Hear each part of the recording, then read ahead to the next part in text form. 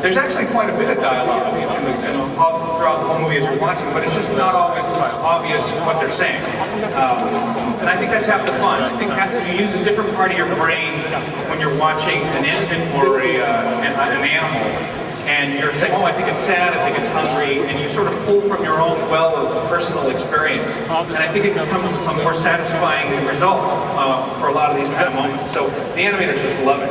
We don't really have a different approach, to be honest.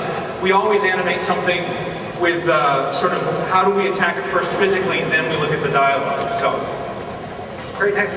First, I want to say congratulations for you guys winning the Oscar tomorrow.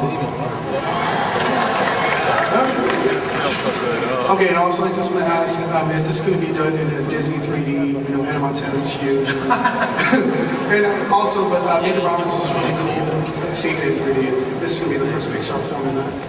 Yeah, it's hard to say. We're not planning for 3D, but you never know. Even it's a post-process that could always be done to any of the films. And you know, I agree. This might be very cool to see in 3D.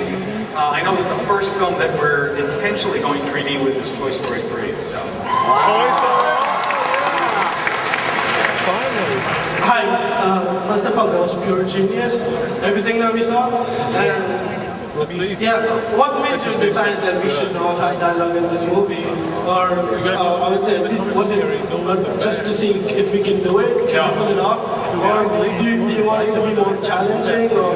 No, what it was is that I wanted to believe that robot was really there. And I didn't want it to feel like it's a person wearing metal skin with gloves and eyes and mouths. I wanted to believe it was a real machine that was built. So I was always impressed with Luxo lamp. I think that's a lamp, and I believe that it was built to be a lamp, and then it has a personality that comes out of the way it was designed. So I wanted the same thing for a robot. I wanted to feel like it had an intention for how it was built, it had a job to do, and it had a certain technology that gave it its voice. And I'm sure you'll notice Eve has a different technological look and a different voice, and so does he. So we just went with logic. Every choice we make is just to help the audience just get completely engrossed in the world that they're in and to believe that they're there and what they're watching is really happening. And that was really it. 20. I ain't gonna do for 20. But you got it, man. You know I'm not big enough.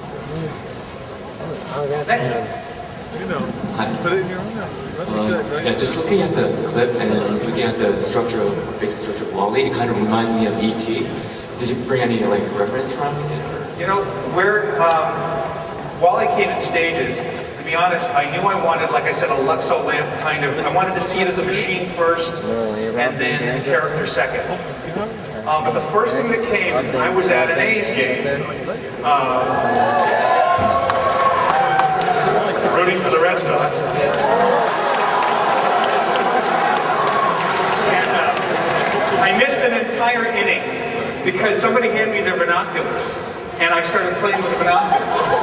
And I don't know about you, but when I was a kid, I played with my dad's binoculars all the time. It's like, it's happy, sad, sad.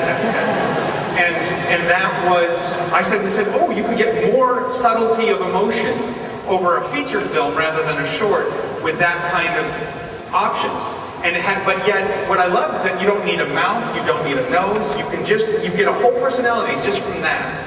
And so that really was the embryo, the thing that sort of drove the whole rest of the design. And then the rest, to be honest, just came out of logic.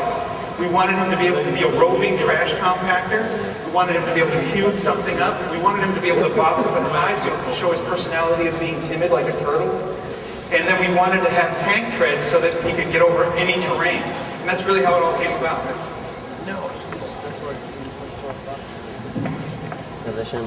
Water?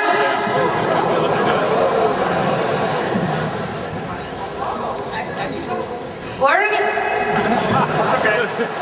There's an echo.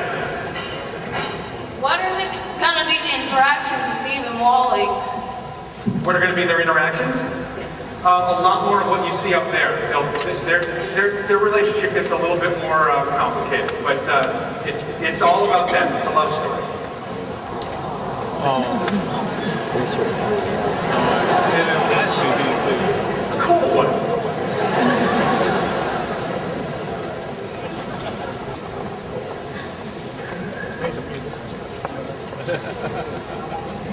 What's it feel like to work with this new character just that turned into Pixar? How does it feel to just work with You know, it's really fun to always work with a new character because it's like having another kid join the family. And it's somebody you get to meet, it's somebody you get to learn about. You don't know them right away. And I'd say that, you know, for all the time we spend working on our movies and planning them out, most of it's just spent figuring out who our characters are. Not only how they think, but how they move and how they look. And that's half the fun, because by the time they're done and you guys get to see them, it's like sending them off to college. They're not yours anymore, they're the rest of the world. So it's very cool to meet new characters, especially Wally. All the animals have been picked up by the person. Turning it off. And then they put them back. I noticed with each Pixar film, you get a lot better with your rendering and your What are you saying graphics. about Toy Story?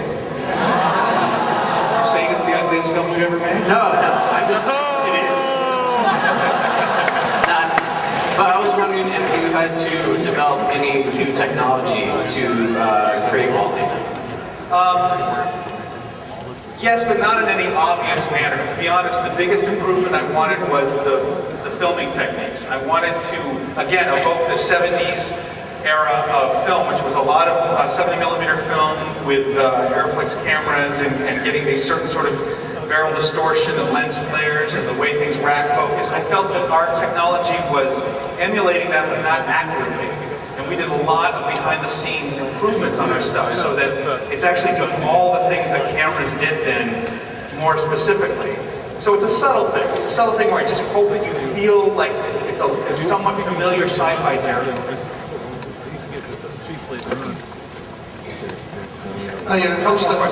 First, I'm really looking forward to this. The scene where he's going through space, just it gave me chills. It evokes the visual poetry of 2001. It's amazing.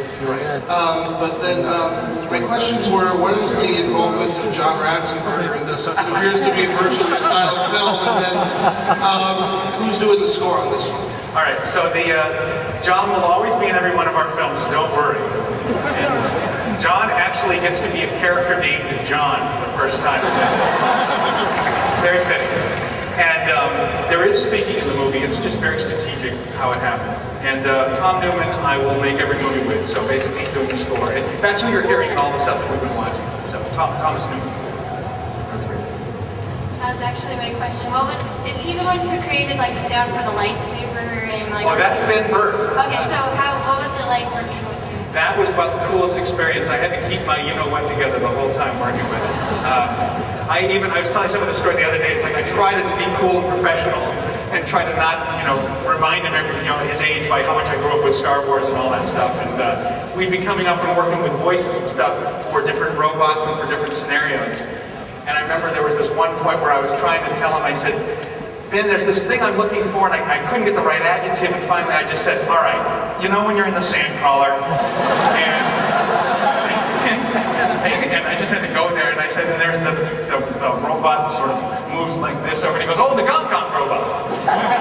Yeah, and then we were able to sort of get where we needed to go. But I try to avoid talking like that. But it is the coolest thing, and he really is as amazing as you would think he is. I mean, he gives you more choices than you know what to do with, which is a blessing as a director to have. So it's very cool. One more, I think I see. This is touched upon a little bit with the E.T. question, but I was always a fan of the Short Circuit series, and when I first saw the first preview for the movie, I immediately thought of Johnny Pod. I wondered if he had any influence in Wall-E. Maybe unconsciously, but like I said, it came from binoculars and then all the way through this. So who knows where your influences come from? But there was. I mean, to be honest, I saw that movie once. So it came from binoculars and then tried to get the Luxo feel, and then we went through all the steps that I went. I sort of talked through before. So sorry, but I'll take that as a compliment, I guess. One last question for you. I just gotta say, you guys do the work that Pixar is great. And all I can hope is to work for you guys someday. Okay. But my question is, where can we find the Pizza Planet truck in this movie? Just pay attention in the first 20 minutes of the film. Okay. All right, thanks everybody. Ladies and gentlemen,